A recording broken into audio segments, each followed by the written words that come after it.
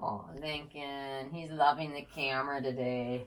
He's actually really enthusiastic about today's product. He's more enthusiastic about than I am. So today I decided to review Charlotte Tilbury's Magic Cream. And when I first got into skincare, kind of interested in it, I don't know, years ago, this was one of the first products I picked up because it's one of apparently the biggest selling creams.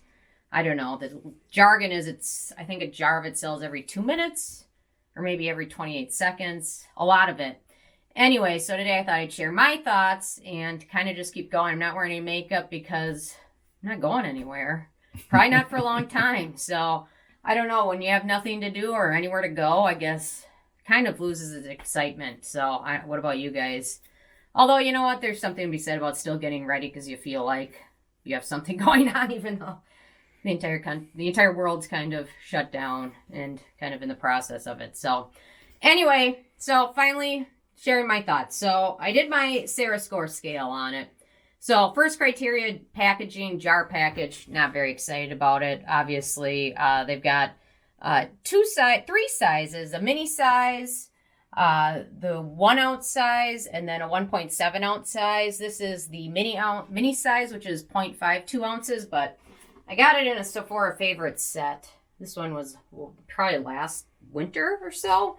So anyway, I thought I'd mention that. So it might be a special size for that. So not excited about the jar packaging because obviously the good ingredients in here kind of go to waste and get degraded pretty quickly. In terms of denatured alcohol, there's no drying alcohol, so that's a good thing. Then we come to fragrance. This is a very scented cream, and that's why Lincoln was so excited when I pulled it out today to review. Because it contains several fragrance ingredients: linalool, citronellol, geraniol, Rosa dominica extract, which is like flower water, which some people aren't irritated by, some people are, Michella alba leaf oil, and then Plumera rubra flower. I think I don't know. It's in Bath & Body Works hand soaps. I know that. Plumeria. Anyway. So lots of fragrance, and then it doesn't help the fact that several of the ingredients, the first ingredients, are all chemical sunscreen filters. So it has a bit of a flowery chemical scent to it. So I'm not exactly sure why they don't mention anything about sun protection factor in this product or that it contains sunscreen. And so I would not recommend using it during the evening because of all those sunscreen ingredients. It's got all the Homosalate, avobenzone, Octocrylene, all of those ones in it. So it's kind of strange that they don't mention SPF. So maybe they don't have enough of the filters to actually claim any sun protection coverage. I'm not sure, but it adds for a unique scent. That's all I have to say. Okay, ease of use, very easy to use. It's kind of a thicker type cream, which is kind of does a nice job kind of hydrating skin. So it definitely smooths on well. Sets to kind of a matte finish, which is nice. It works pretty good under a sunscreen and foundation. It doesn't really leave your skin feeling or looking like greasy or anything, and it's not super matte. So it's kind of a nice, very easy to use. I like it in terms of how it applies and things like that. So that's a nice thing.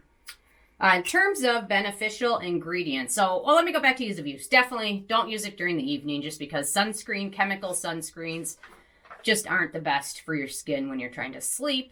Obviously during the daytime, if you're trying to protect yourself from the sun, there's nothing wrong with it, but just don't use it during the evening. And if you have been, try and change to something a little more gentle without the chemical filters on there. So, okay, in terms of antioxidants, so I mentioned the 4 chemical sunscreen filters that are at the beginning of the ingredient list. And we've got shea butter, oat kernel extract, lanolin, aloe, 2 types of vitamin E, rosehip oil, Tsubaki seed oil, which Basha tends to use in a lot of their products. Tea Tsubaki anyway.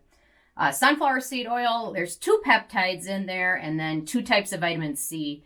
And most of the good stuff is towards the end of the ingredient list, so it makes it not quite as exciting. But overall, there's a lot of good beneficial ingredients if you can stand the chemicals and the scent. So in terms of animal testing, so this is an interesting one because some sites say that Charlotte Tilbury's brand is cruelty-free, and there are some sites that say they are not cruelty-free because they are sold There's a loophole in China where you can sell online and not have your products tested on animals. However, Charlotte Tilbury took advantage of that loophole, which I have no issues with. However, they do have testers at a lot of stores.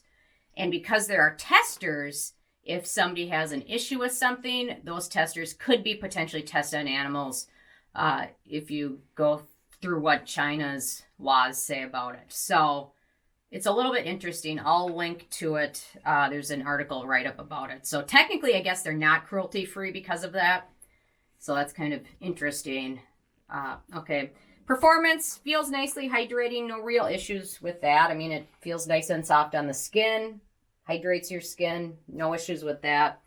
Does contain several acneogenic ingredients such as glyceryl stearate, cetyl alcohol, cyclopentasiloxane. I'll just go with that. Dimethicone, shea butter, dimethiconol, rosehip seed oil, sunflower seed oil, subaki seed oil, vitamin E, and ascorbyl palmitate. So quite a few acneogenic ingredients. So that's something to be aware of. In terms of the price, so the full size is $100, which is crazy. I mean, $500, I'm going with my drunk elephant. I can get 1.5 jars for that price. Then in terms of the it factor, I just find this to have a little bit too many chemicals and a little bit too iffy for too many skin types. Between the fragrance, the chemical filters, and the acneogenic ingredients, it just kind of fits into a small niche of people that this might work best for, and the rest of the people, probably a pass. So although Lincoln likes the scent of it, I gave this a 4 out of 10 stars, and I'm shocked that this sells every 2 minutes. I don't know. That's got to be a marketing thing. Do they have to tell the truth with that stuff? I mean, that's not checked by anybody.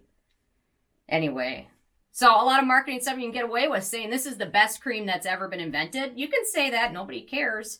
So, I don't know. Anyway, thought I'd share my thoughts. You know what? It did get me into skincare, so I'm glad I tried this when I first did. However, there's no way I would use it regularly.